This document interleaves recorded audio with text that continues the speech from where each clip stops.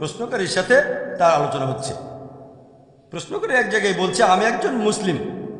শেখ নাসিরুদ্দিন আলবানী বললেন, আপনি কোন ধরনের মুসলিম? আপনি কি খারিজি?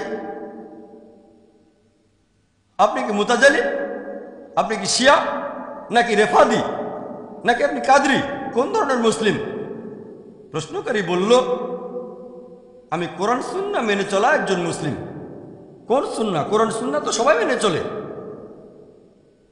যেমন খারিজিরা কোরআন সুন্নাহ মেনে চলে, শিয়ারাও কোরআন সুন্নাহ মানে, কাদরিরাও কোরআন সুন্নাহ মানে। কোন ধরনের কোরআন সুন্নাহ? সে তখন বলল, আমি কোরআন এবং সুন্নাহ মেনে চলি যেভাবে সালাফি সালেহীন এগুলোর ব্যাখ্যা করেছিলেন। তখন শেখ বললেন, হ্যাঁ, খুব ভালো, আমরা কোরআন সুন্নাহ মানব যেভাবে সালাফি সালেহীন এগুলোর ব্যাখ্যা করেছেন। তাহলে এই বড় সেন্টেন্সটা ছোট করে বললে শব্দটা হচ্ছে সালাফি। তর্কে তিনি জিতে গেলেন। এটা বলছে সালাফিরা। শেখ তর্কে জিতলেন। ইন্টারনেটে গেলে দেখতে পাবেন আমি শেখ আলবানীকে শ্রদ্ধা করি। আমার অনেক লেকচারে কোনোটা সহিহ হাদিস কিনা সে ব্যাপারে ওনার রেফারেন্স দিয়েছি। তাকে শ্রদ্ধা করি, ভালোবাসি, তাকে সম্মান করি। তবে তাকলিদ না, তাকলিদ না।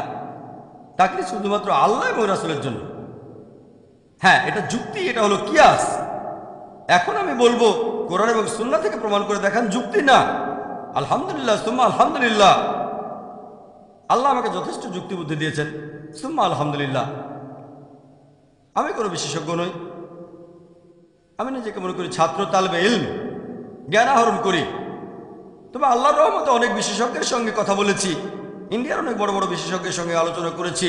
কেউ এসেছেন নাদবা থেকে, কেউ দেওবান থেকে। সৌদি বিশেষজ্ঞদের সঙ্গে আলোচনা করেছি, আলহামদুলিল্লাহ। অন্যান্য দেশের বিশেষজ্ঞদের সঙ্গে আলোচনা করেছি।